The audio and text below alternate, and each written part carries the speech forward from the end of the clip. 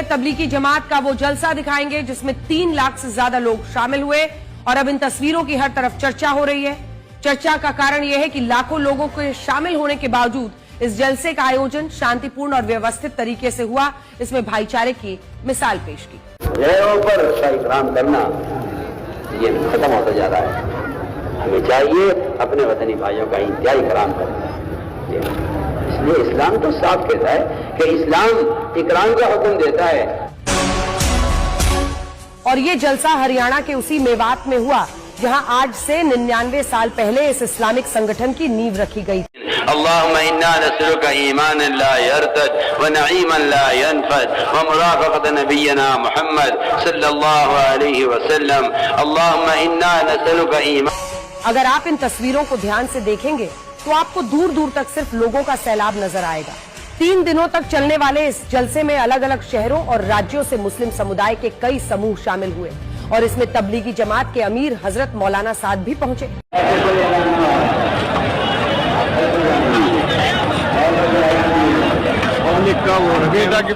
बड़ी बात है ये, क्योंकि हमारे देश में भीड़ का प्रबंधन नियंत्रण आसान नहीं होता और कई बार इस तरह के आयोजनों में भगदड़ का खतरा बना रहता है।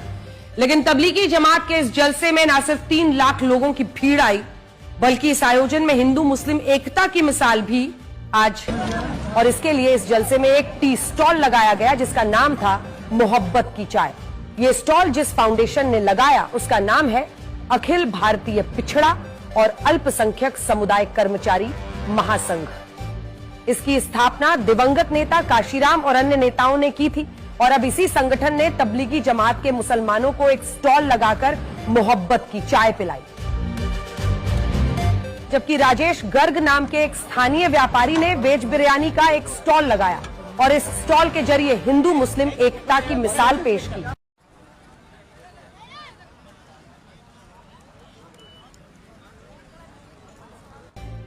तबलीगी जमात के कई जलसों का आयोजन होता है और इनमें लाखों लोग शामिल होते हैं। बड़ी बात यह है कि तबलीगी जमात कहता है कि इसका मकसद दूसरे धर्मों के लोगों का धर्म परिवर्तन कराना नहीं है, बल्कि इसका मकसद है इस्लाम धर्म को मानने वाले लोगों को इसका सही रास्ता बताना। और तबलीगी जमात खुद को गैर राजनीतिक जमात मानता है और यही संदेश देने के लिए वो अलग अलग शहरों में अपने जलसे कराता है। इस बार मेवात में भी ऐसा ही जलसा हुआ जिसकी तस्वीरें अब चर्चा का विषय बनी हुई हैं, जिसके साथ हमने आपको पूरी तस्वीर यहाँ की दिखाई।